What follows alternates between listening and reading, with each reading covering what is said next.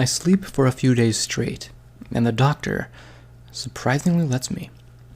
He says he wanted to let me recover to my fullest before the next batch of experiments. However, once I'm awake, he starts immediately. Over the course of the next few months, I'm injected with various diseases and illnesses.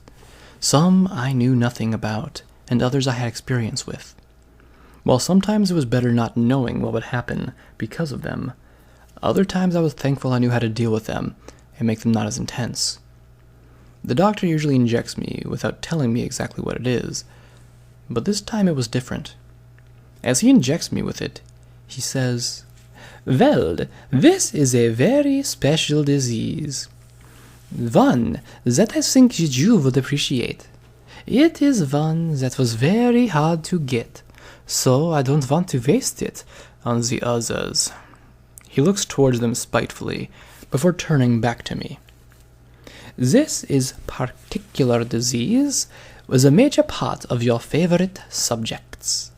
The disease which spread across the world and killed countless. The one, the only, plague." My eyes grow wide, and I break my very long period of silence to yell at him, "Are you insane? Do you know what that'll do?" He laughs and says, "To be honest, no, which is why we are testing it out.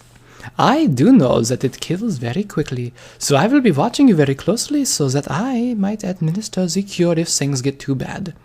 We don't want you to die, do we?" I stare at him as I say, "Do you at least know how it spreads? If this gets out, do you have enough cure to cure everyone?" He waves a hoof. "Of course I know that, which is why I will limit exposure to just the two of us. I have enough to cure us both." He gives a broad smile and walks away to conduct other experiments. "You bastard!" I call after him. "This is too much, even for you!" I stare into the darkness where he disappeared, but nothing moves. He doesn't even say anything back. So, he doesn't know what it does? I think aloud. A thought then strikes me. Up until now, he's been able to keep me alive by preventing my death, as he's known how to administer aid before things got too bad. Now, however, it was only I who knew when the crucial conditions set in. For a while, I had been hopeful that I might somehow escape. But as time drew on, and the experiments got worse and worse, I lost all hope. The latest batches of tests he had been administering had been especially painful, and I had begun to wish for him to slip up and kill me. But he won't. Not as long as he can help it. This is my chance, however. He has no clue what he's doing, and I can use that to my advantage. I just wish I didn't have to use the plague to do it. I won't tell him anything. I'll let myself fall into the crucial stage, where death is 100%, and the cure cannot stop it. I had sometimes warned him if I was slipping into death. When I was first imprisoned here. But I was hopeful for escape then. Now, I wished for death, an end to this torture, and a way to scorn them. They want to keep me alive for their experiments? Well, I'll stop that here and now in just a few days. As I prepare myself for the plague's symptoms, I think back to my time in the Society of Slumber. I wondered what Aurora, Lucky, and Hem were doing right now. I hoped that they'd find a way to expose what was going on and not get caught up in this mess like I've been. I'll not see that day, however. Perhaps it was never meant to be. But the least I can do is think back to all the fun times the four of us had had. While I remember all those fun times, I let myself slowly drift off into sleep. When I wake up, the first symptom has shown itself. I was coughing, like a less serious illness. The trick the plague plays, attempting to make you think nothing serious is happening, while it slowly takes over your body. It only takes a day to spread throughout your body and to paralyze you, preventing you from seeking aid by yourself. The doctor comes by after a few hours to inspect my condition, but soon leaves, seeing that nothing of interest has happened yet. I try to go to sleep as soon as I can, so I can speed up the spread of the plague through my body. The next morning, I wake up, and as expected, my body's paralyzed. My cough has lessened, as usual, and to draw less attention to the plague's carrier. The doctor comes by and begins jotting down notes furiously, laughing off and on while exclaiming discovery. "This is it! This is what we will use to kill off the ponies. When they cannot move, we will move in and slaughter them." He goes on talking to himself as he moves on to other subjects, before he returns to me a few hours later. And by this time, my orifices have begun to trickle blood. I had heard tales of what the plague felt like, but going through it firsthand was another thing completely. My eyes, nose, and mouth burned as though they were on fire, and my body began to get hot, and despite the paralysis, it was shaking slightly. The doctor now isn't leaving my side. He watches intently for more and more symptoms to show themselves, talking to himself all the while, claiming, "We won't even have to kill them ourselves. They might bleed to death." He sits in his chair as he watches. About an hour passes, and he's still watching intently. However, my throat starts to tighten up, and I begin to struggle for breath. "Ah, so they will suffocate? Brilliant. I was worried that the bleeding would take too long. Oh, but you. Yes, we should administer the cure." He walks away to the table and gets the cure from it before walking back to administer it to me. As my throat's swelling starts to go down, I begin to let out a weak laugh. It's too late. I can already feel my organs failing. "What is so funny?" he asks me, with a curious look on his face. "You stupid bastard," I said weakly. "I'm already past saving. The cure will have no effect, and I'll die. No more experimenting on me." Upon uttering this, I cough up a large amount of blood, and my vision begins to grow dark. "Is that so?" he says with a cough. "Well, I will just have to replace you then. You were a valuable test subject, but you can and will be replaced."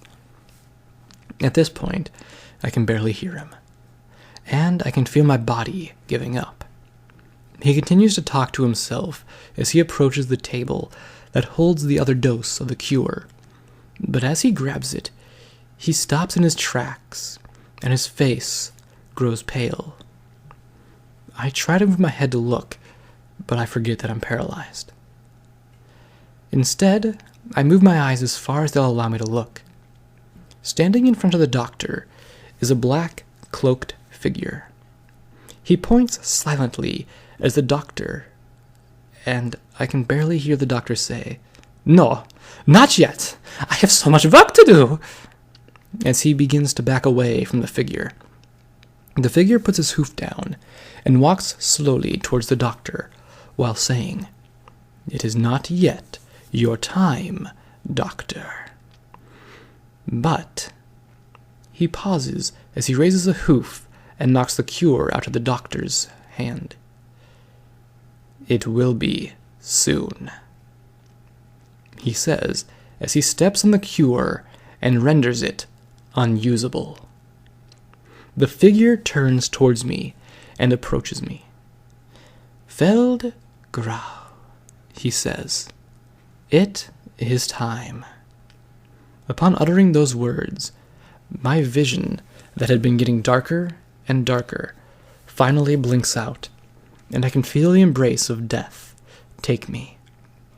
My final thought is go to hell, Doctor. I wake up, gasping for breath. I'm in a bed, surrounded by 3 smiling ponies. "Welcome, brother," they all say at once. "My name's Death," the black stallion with a familiar voice says. "I'm War.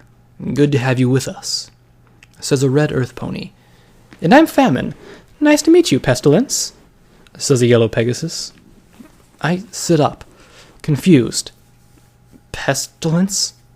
I ask before saying, "Wait, never mind. Where am I? I thought I died."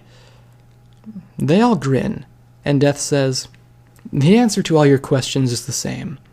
But I think it's Famine's turn to give the speech." Famine gives a look of surprise as he says, "What? Really? Okay. Feld, you did die. We all have. But make no mistake, this isn't the afterlife. We are in a plane of existence that is outside of time. As for why I called you Pestilence, that's who you are. What you are. I'm sure you've heard of us, right?" she asks.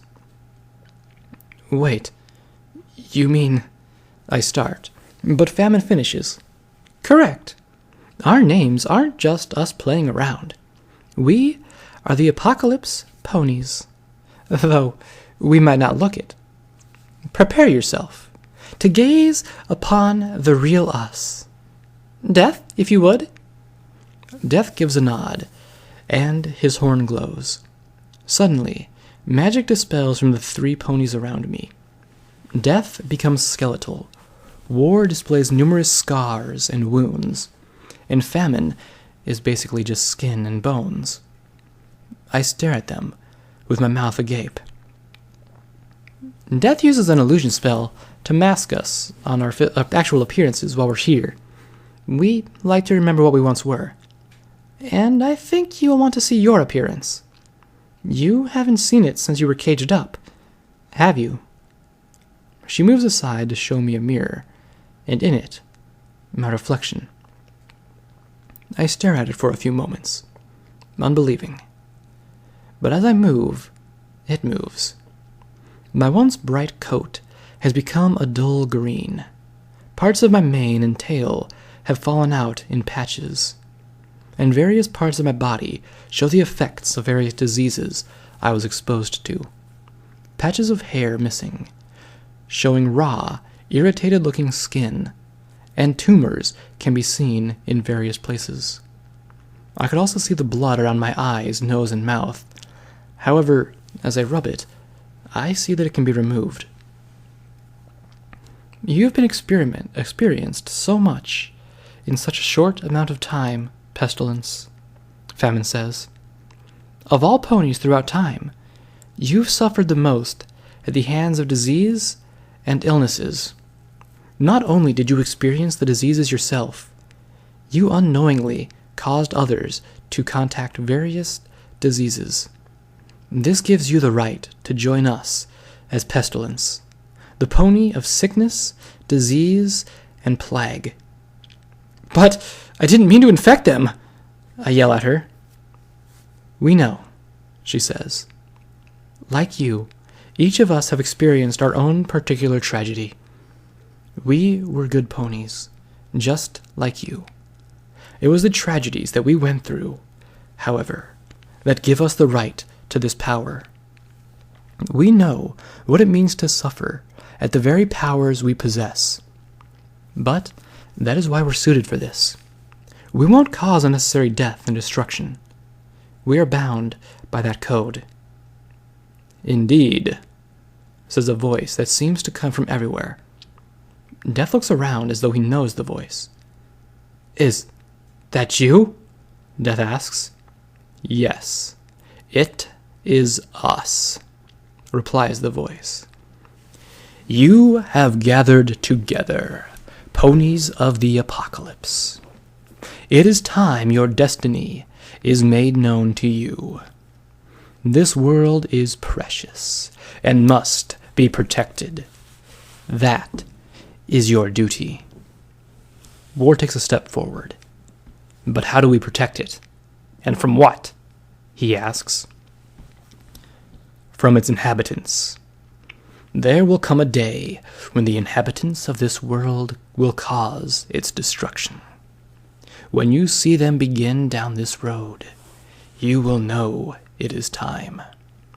The world will be threatened by their actions, and you must stop them. They must be eradicated, all of them. It is unfortunate, but life will start again. This is your destiny. This is why we have gathered you here. But that's so... Famine begins, but is cut off by the voice. It is necessary. If this world is destroyed into a state in which nothing new can be formed, all will be lost. Though it is a terrible thing, it is also a necessity. You will know when the time comes, just like how you found each other. Watch over this world, ponies of the apocalypse. Upon saying this, the voice seems to disappear. What now? I ask. They all look serious for a moment, but then Death speaks. Now we continue like we always have, and always will. Famine and War nod, but I ask, and what is it I do? Death gives a smile and says, you will join us in our duties. We will talk more about that later, however. For now, just rest. Your body might not require rest, but your mind has been through a lot recently. Once you're ready, we'll throw you a welcoming party. Him and the others give me broad smiles as I lay back in the bed and begin to slightly laugh to myself.